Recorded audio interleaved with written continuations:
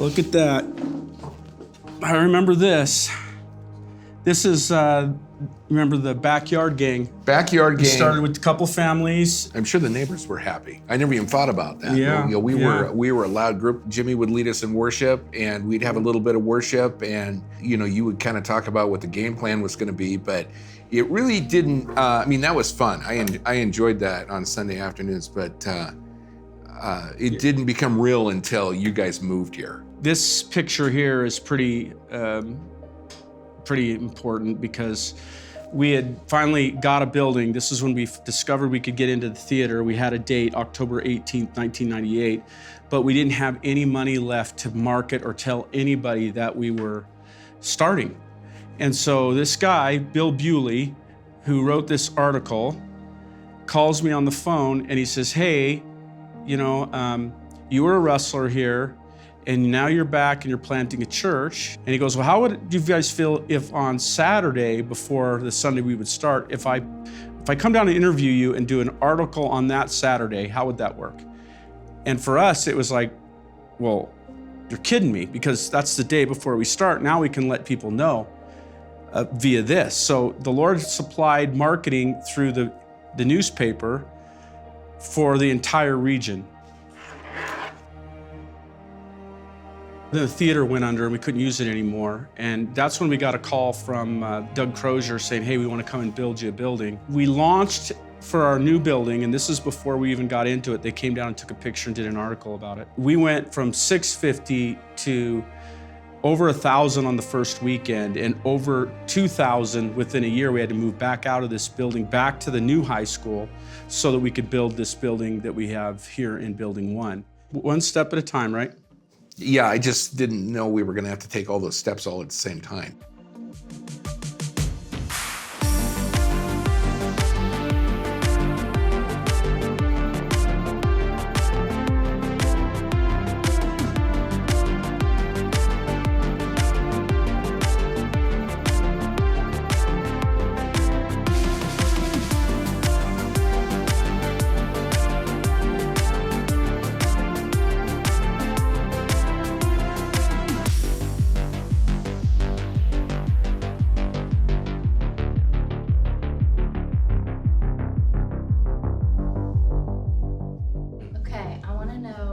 What are you most proud of about this church? I'm most proud of the fact that regular, everyday people were used to do it. That they were not the ones other people would have chosen or even allowed off the bench, let alone in the game. It's the people. I love to see people get activated, and I love to see people get used with the abilities that they have. And the more the regular the people, the better, because that's just proof that Jesus chose fishermen, people that no one else would have chosen, because he's the hero. And they have it in them with God's help and the help of other people around them. So those are some of the things I'm most proud of.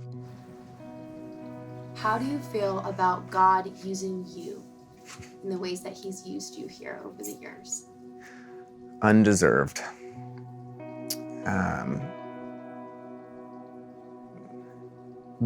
Honored, blessed. I feel humbled. Yes. I feel honored. It's very humbling. It is. And I'm very blessed by it. I love the fact that we've got to be a part of Real Life for this long. It's honestly a privilege and an honor. I love our staff. I love the people of our church. We are so blessed. We truly are. I have been shocked how much he has used me over the last 25 years. I'm amazed what God has given me an opportunity to play with here and be a part of. It's his legacy for his glory. It's very humbling that he chose me. I'm honored, I'm humbled to get to even to play a part in it at all. There were just so many different hard seasons. And you have to step back and go, the reason I'm doing this is, yes, for the Lord, but it's also for all the people I'm getting to do this with. And so how I feel about it along this way is I've got to watch God do things that you read about in the New Testament. It's real. The miracles are real. I've seen him heal marriages. I've seen my own daughter on a ventilator, should be dead. I've seen him save her life because of the people a part of Real Life praying. I know that's why.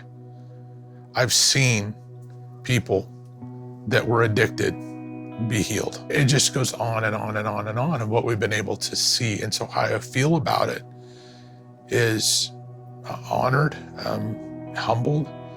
I often can get lost in the sea of how many people need to know Jesus and forget how crazy it is that God uses us and me where I've been, and for any of us that realize where we've been to where God brings us and uses us in any of our stories.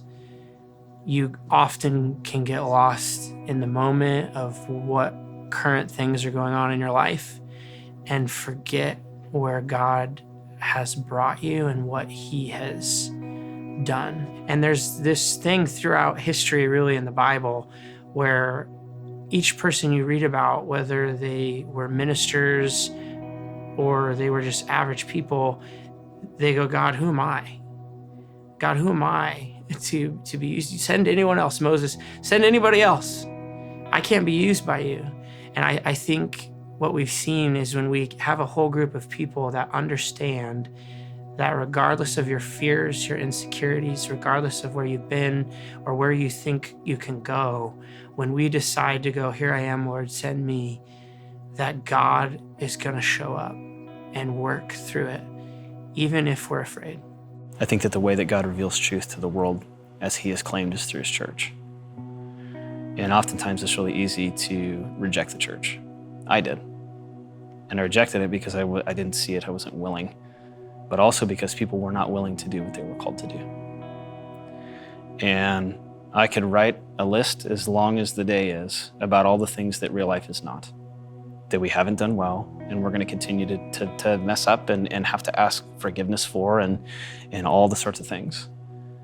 But I think the thing for me that I'm so grateful for is that I believe that God has used me to be a part of his church as he's described it. I'm not perfect. I'm not ever going to be. I've made huge mistakes. But I think that God uses broken things to show what's true. And as far as Real Life Ministries goes, is that there's been a group of people that are saying, hey, we're willing to take a chance on people like us, like me, to be the church. And I have found truth because of it. So, blessed.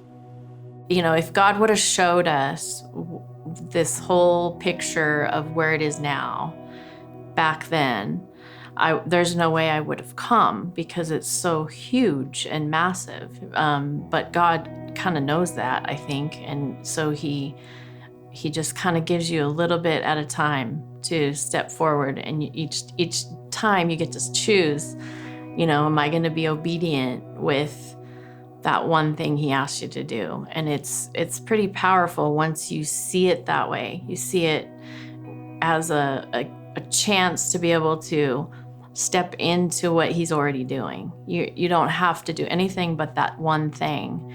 And then from that, God just uses it.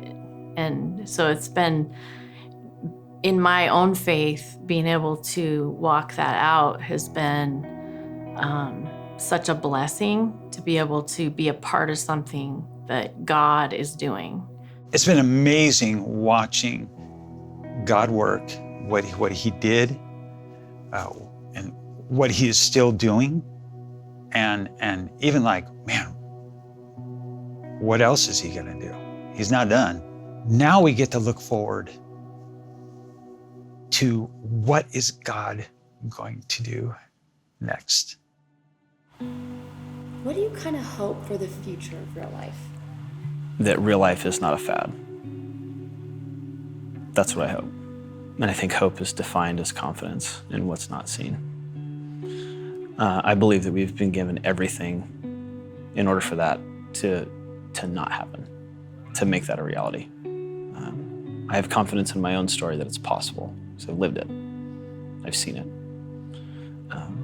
I hope that we trust in what we've seen from God's word to allow that to be the thing that we are, whether Jim's around or not.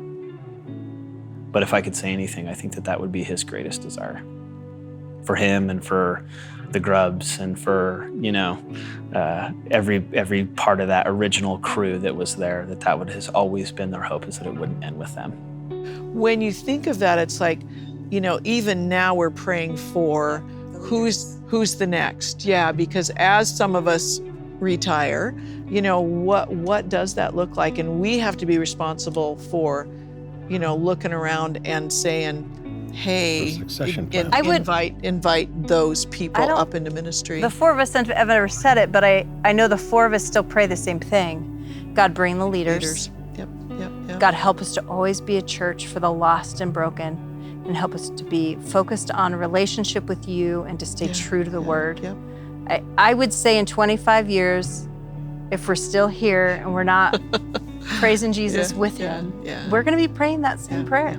My hope is that we never waver from who we are, that we're always the church that God intended it to be from the beginning. And if that's true, that's up to him to see what happens. But I'm confident in when Jesus says that, the gates of opposition, the gates of hell don't stand against his church. And as long as we're faithful to do our best to be that, it won't be a fad. And it'll go as long as he wants it to. Reaching the world is a very big vision. And you're like, how is God going to reach the entire world? That's a very big statement, but we have a very big God. Wherever your story is, when you go, God, you're a big God, and you'll include me in that mission, that we can truly be a part of reaching the world for Jesus. It says, do everything you can to hasten the return of the Lord. And I believe when you fully jump on board with being a part of helping reach the world one person at a time, that God honors that, because that is his heart, that is his mission, and that we get to be not just people that, we get to truly be disciples and help people understand they're saved from something and for something. And I think as you look at Real Life Ministries, it doesn't make sense how God has worked here. But our God is big, and he has done amazing things in my story and all of our stories, and he wants to continue, and we all get to be a part of it. God has done something special here in this little town. And it's another example of regular everyday people from very insignificant backroads places. God can change the world. Again, every single bit of this was not about attending a church service. We don't go to church. It was about being the church. Jesus never asked us to go to church. He asked us to be the church. And when we're being his church, the result is completely different in our lives and in the reputation of the Lord because of us in the communities we live in. You're helping us one step at a time to build what God has done here, and you've been a part of that. God has done something special here, and I pray that we never forget it, we never take it for granted, and we never give up on what got us here. Let's remember who we are, who he is, and I think if we do that, we'll finish this race well.